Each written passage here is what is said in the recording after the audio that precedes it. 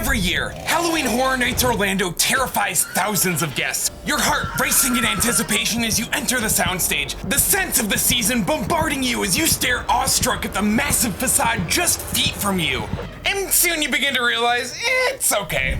Those haunts that are stuck in the middle of the pack is what we'll focus on today in this comprehensive ranking of 125 haunts, including a few canceled ones, in this episode of the HHN Countdown.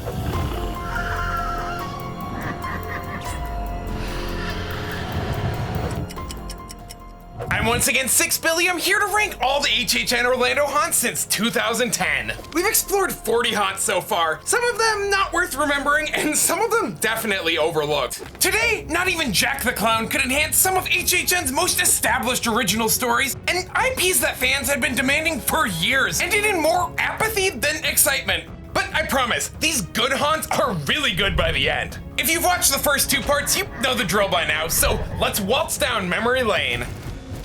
Finally, a horror icon that hadn't made their way to HHN year after year after year was in the spotlight. And Trick or Treat is one of those haunts that showcases exactly what we've been talking about. Packed with lively vignettes, the upcycling of the groundbreaking American Werewolf puppets injected fresh life into some old effects to deliver one of the scariest and most atmospheric scenes of 2018. Countered only by the complete letdown of a finale, if you can really even call it that. For a haunt as charismatic and kinetic as Trick or Treat, a massive room filled with black walls and static props didn't do much justice to the most memorable sequence of the anthology, and arguably a sequence integral to HHN's history a decade prior. Still a frightfully fun romp overall, Trick or Treat wasn't quite a deserving celebration of the season of Sam in the same way that other IPs were an undeserving celebration of themselves. Looking at you, Muerte. Hollywood's event may have more black walls, but there's no comparing the Monstros, the Monsters of Latin America haunts. A larger indoor venue allowed for more detailed transition scenes and a deeper exploration of the village. Yet the Monstros themselves were just kind of there. Not really the terrifying legends spoke about in whispers. Possibly the only bi-coastal haunt with a notable cultural difference. This is a textbook example of how synergy doesn't always work. Meandering and uneven, Muerte's joyous portrayal clashed with the primal terror of these legends. And come on, La Lechuza is arguably the most exciting creature in this haunt, and she's given the least amount of space. But Elsie Bond gets like 3 rooms of the exact same thing? Show some new ideas or share your real estate, buddy. That goes to you too, Mr. Phantom. Blasphemy, I can hear you all cry out as I decree that 2023's Universal Monsters Unmasked is the weakest of the recent saga. I personally found this to be the only Monsters haunt that didn't take some sort of risk. Whether they completely paid off in other installments is another topic. Each monster's climactic scene was simply one of Universal's tricks, with a fresh coat of paint. Tricks that you'll find within the next 17 haunts in this video alone. I can understand 2019's introduction for playing it a bit close to the chest, but Unmasked, much like the 4th outing of The Walking Dead, felt unfocused on the most compelling aspects of these monsters, except for the Phantom. That face peel is absolutely gnarly. Where's that Chef's Kiss clip again? Only one unforgettable scene showcased the true spectacle of Paris, and thus Les Monstres Universels de Paris felt like a moderately entertaining, if unnecessary, side quest in a mostly enthralling saga. In some way, each of HHN's icons has left a lasting mark, but their most recent appearance in 2021's HHN Icons, Captured, left more to be desired. Well, this anniversary haunt played homage to each herald, icon, through their TV commercial. The irony is that these quick glimpses reeked more of marketing than passion, failing to capture the expansive backstories and environments that put HHN on the map. Luckily though, I would say most of the icons that were done the dirtiest in the past had the coolest and scariest sections of this haunt. Sayonara to Lady Luck's awful masks. A nice little cameo from Gory Gloria. Nice to see ya. And hey, who knew that the storyteller could actually be terrifying? Call me a cynic, but I found Icons Captured worked better as a cinematic scare zone 6 years prior. And Fear, the Grandmaster of HHN, once again seemed like a minor character in the world that he created. For the past 19 years, he's been the master behind every scream. But who exactly is Fear? No, it's not you. Ow! He certainly wasn't the original plan for 2010's Icon, but a familiar face was. Cindy Kane, 2002's scrapped Icon, was to rise like a phoenix from the ashes, to burn the totems of the past and usher in a new era of darkness for the event's 20th anniversary. Yet, after being teased at the end of 2009's event, it was a bit curious when a different Icon was revealed. And now, the thing you most have to fear is fear himself. Released from an inconspicuous lantern found in the Universal Prop Warehouse, Adaru, the Demon of Fear, has canonically been pulling all the strings of Halloween Horror Nights. The Icon simply heralds doing his bidding. Peanuts! Circus peanuts compared to this guy. Ooh, I am just imagining what fear has in store for you. Things I haven't even thought of. But once Fear was finally revealed, he played about as big of a role as he did in Icons Captured, which is to say, not very. Who is the next Jack the Clown? What is the next great horror-themed Haunted Maze franchise? These are questions that we're going to answer this year. Perhaps no haunt exemplified that statement better than Havoc Dogs of War, the Avengers of HHN, and one of the best haunt casts ever assembled. Frantic and chaotic, Havoc was scenically unremarkable, but the scares completely unforgettable. Perhaps the killer carnies in 2018's Carnival Graveyard, Rust in Pieces, could have carried the same banner had the entire haunt not felt as disjointed as the piles of scrap. A complete disorganized nightmare, and I say that as the biggest compliment possible. This scrapyard was scary for the newcomers and scarier for the veterans, seeking out as many obscure Easter eggs as possible and forgetting about the impending scares. Dancing a fine line between comedic and creepy, much like Welcome to Scary, there were simply too many personalities at play in this Carnival Graveyard, a colorful cast never utilized to their full potential. Forward-thinking set design with open areas that could be seen throughout the haunt, and a back-to-basics approach to the horror was a welcome change after years of high concepts and IP onslaughts. At least neighboring Scary Tales, Deadly Ever After wasn't like a full-on IP, and as I've said, the best IP stories tend to land somewhere between direct adaptation and original creation, and the Scary Tales franchise is a prime example. There's just something about Piggies and HHN that just clicks. While Deadly Ever After's Achilles heel was lackluster filler, the same as many IPs, the unfathomable scope and scale of every scene within the Wicked Witch's castle was a masterclass in immersion. I only wish the villain behind the horrors was more prominent. Man, I really wish more haunts had cold opens, and this isn't even the best I've seen. 2018's Dead Exposure Patient Zero. Wait, what? Oh, we're not there yet? Sorry, I couldn't see with the strobes. 2018's original Stranger Things haunt, the first IP series we say farewell to on this countdown, was still the best direction the franchise has taken. An Amblin-esque adventure that felt like a deliberate journey, with a solid crescendo to an intense finale. At its best, when serving the story and not adding excess effects for the sake of spectacle, I've seen stranger things than an IP done this well on the first go. Great ideas, good execution, but not quite the headliner that would revolutionize HHN. But maybe 2017's Hive could have been the one that did. It's not The Conjuring, but maybe it became something even better. No major set pieces, no cinematic qualities, just nail-biting tension while being hunted through a decaying suburban nightmare. This isolated layer is a terrifying example of just how much an impact lighting has on atmosphere and misdirection. And watch out for the tag teams. Hive was able to conjure up an impending sense of dread, something not many haunts can proudly say, even my favorites, and especially those that were also last-minute replacements. Cindy Kane wasn't the only idea that was canceled while near completion. It happens to IPs all the time.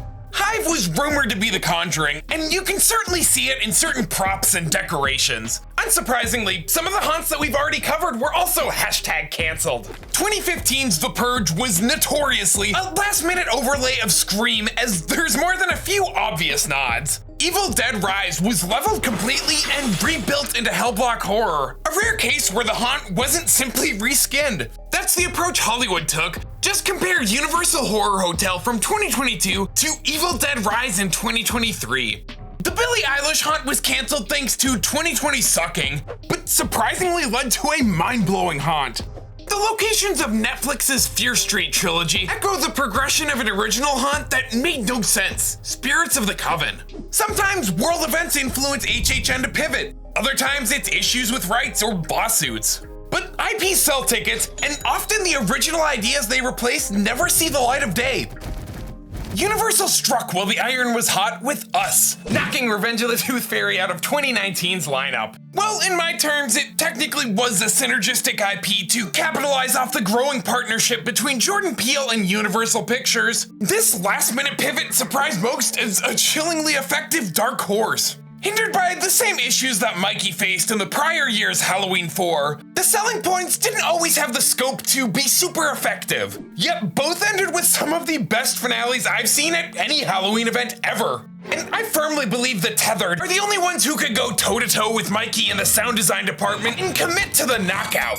With some of the most sudden scares in one of the strongest years of the event, the duality between bright, cheerful sets and the horrors that hide beneath the surface kept most of us up at night. Look guys, I turned myself into a desk. If there was a single word to describe 2024's The Museum Deadly Exhibits, it would be safe. And while it may sound, it's not a negative. Of course, I wish these twisted exhibits dialed the intensity up to 11, but mainly I'm just happy that most of HHN's staples, from boo boxes to scrims to misdirection, were all there, but not as overt as expected. But this museum is at the top of the pack when it comes to sound design, distorting as the rotten stone overtakes. If something as intense as Insidious can exist each year, the inverse should also be true. An accessible haunt that won't change the world, but still gives plenty of reasons to smile. Because, in potentially my hottest HHN take, I still believe that Halloween Horror Night should be a celebration of all things horror, from the graphic and intense to the spooky and whimsical. 2019's Ghostbusters proved that to an extent.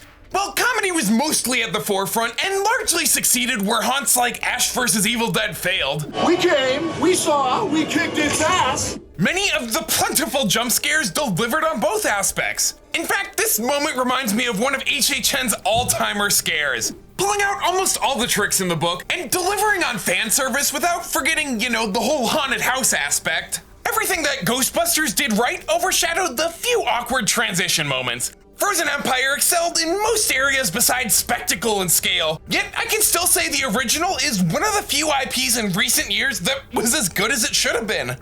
And if we're talking about living up to the brand, I'm not sure that 2010's Psychoscarapy, Echoes of Shady Brook, quite captured the macabre mania of previous stints. While I appreciate the series' continuation, this trip to Shady Brook was too similar throughout, the drab grayscale sets echoing the palette of the deceased, an experience that felt too stuck in the past in more ways than one. Yet still worth exploring for HHN's first guest-activated trigger, and surprisingly a dual appearance from 2004's unofficial icon. Even though the glory days have passed, it's still completely awe-inspiring to walk through the doors of Shady Brook. It may be known as the home and birthplace of Jack and his brother, but in 2003, when this landmark asylum was introduced, it had no ties to any character. In fact, that gorgeous facade was just a gate outside of the Jurassic Park Discovery Center. More or less jumping on the mid-2000s Cedar Fair Asylum trend, the original Psychoscarapy was all about actor improv and poop jokes. Lots of them. And it only got crazier during Jack the Clown's infectious stint in 2006's Maximum Madness. But he's not the only notable icon with ties to Shady Brook, as Bloody Mary may have borrowed some inmates for her work at Living Fearlessly, while the only man to survive Lady Luck's grasp has hid within its cells. Wait, what's that sound? Ah, the hills are alive with the sound of music. Ah, so comforting. Welcome to Silent Hill. Though not the faithful adaptation many anticipated for HHN's first video game haunt, the atmosphere was enveloping from the first step, completely transporting us to this twisted town. Visceral scares and grotesquely uncomfortable scenic design. Ew, why are they so flabby? Silent Hill already had a leg up with unforgettable creature designs, and I'm not just talking about the Dommy Mommies that awakened something in teenage me. What? What now? Don't give me that look. A slow escalation of tension from the moment the ash fell from the sky and the siren blared. Even Silent Hill for Dummies oozed with more swagger and personality than most. I only wish this journey felt as deliberate as the first Stranger Things, but I still fondly look back on this unsettling nightmare. What exactly would happen if you took the Michael Myers approach to a story full of twists and turns and terror? 2013's The Cabin in the Woods was a stellar haunt, absolutely gorgeous sets packed to the brim with startling scare tactics and layered immersive scenic design. The laboratory under the ground, however, dulled down the kinetic and crazy splatterfest. These cubes took up nearly half of the latter portion, not even joking. And even with the standout characters, it's still kind of boring and not the best use of this property. What could have and should have made this cabin better than the other one from 2013 is what caused it to be more forgettable. No complaints about the merman though. Sorry Buckners, you weren't even the best zombies of 2013 either. At the height of its popularity, The Walking Dead No Safe Haven was bigger and bolder, improving on every aspect of the previous year's introduction, but also revealing that HHN didn't quite know how to make their zombies stand out from the rest of the pack. If nothing else, No Safe Haven should be remembered for the fiercest scenes out of the series. An adrenaline-pumping labyrinth through the chain-link prison courtyard. And those who visited 2013 recall the visceral cell block finale, the definition of run out of the haunt screaming. Walker after walker blocking the exit, so close that it was in reach. Number 2 showed that The Walking Dead was not slowing down. A trajectory mostly imitated by the only other property at Orlando to spawn 5 consecutive haunts, beginning with 2019's Universal Monsters. A necessary update to these legends brought them back into the spotlight with a fitting cinematic quality to many of the reintroductions, evolving the scares from what had been done so many times before. Yet, at times, even though Universal Monsters felt pretty safe, that doesn't mean it wasn't engaging. With scenes so ingrained into the pop culture zeitgeist, it would have been foolish to try and resurrect this franchise in any other way. 2019's return accomplished what it set out to do, but the biggest bummer was that after being shunned from all the 90s monster haunts, Gilman finally returns with this boring Blue Box Black Lagoon that is the definition of filler.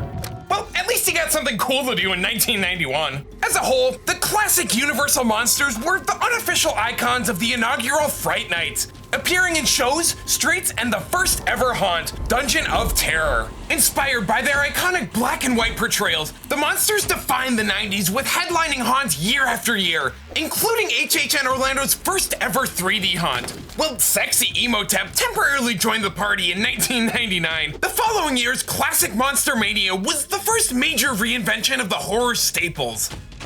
Enter 2009, ripped from the silver screen, reinvigorating the classic trio with modernized haunts and designs to near universal praise. Until those new designs were immediately forgotten, in part thanks to 2012's black and white throwback, Universal's House of Horrors. We've talked about last-minute pivots, and well, by most accounts, that's exactly what House of Horrors was. That never impacted the experience much for me. Striking images with loud yet effective sound design filled in all the gaps left by darkness. With streamlined focal points thanks to the targeted blacklights, most of what I remember about House of Horrors is what was right there scaring the bejesus out of me, and not the lack of detail in the background. And HHN has shown recently just how kinetic backgrounds can be. 2023's Dueling Dragons, Choose Thy Fate implemented some game-changing effects that I'm hoping will have a major impact on the event in the future, but couldn't maintain that momentum through this lush and vivid haunt. Not all the scares were great, or even that good, but I think there were more standout moments than not, also helped by the impressive costuming. The big reveal, however, everything looked good, but that's about it. And the whole choose-your-own ending was a wasted gimmick. I certainly think dark fantasy has a huge place at HHN, but not when the fantastical elements are abandoned for formulaic scares. What? 2018's fan favorite Poltergeist, the favorite IP haunt of so many not even in the top half? Unsubscribed. Listen, there were some truly next level ideas in this haunt, amazing puppetry, effects, and scares with a unique storytelling perspective that approached iconic scenes from a new angle, or just created brand new ones that the film only alluded to. A slow burn that relished in every different idea, building the atmosphere to dangerously high levels. That is, until IP marketability killed the end of this haunt. Repetitive scares with the John Murdy Black Wall seal of approval? Yeah, what a bummer. It's like a forced ad break right at the exciting climax.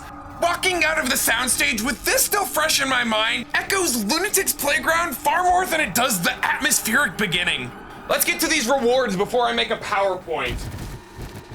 The Scaredy Cat for Scariest Scene just has to go to the finale of Us. The impact it's had on the event cannot be understated, and you'll have to wait till the top 10 to see what I mean. The Soiled Shorts for Best Actor Scare is a tie between the entire Havoc Dogs of War cast and the Chainlink Labyrinth and The Walking Dead No Safe Haven. These haunts only work if the characters know how to use the environment, and clearly they did.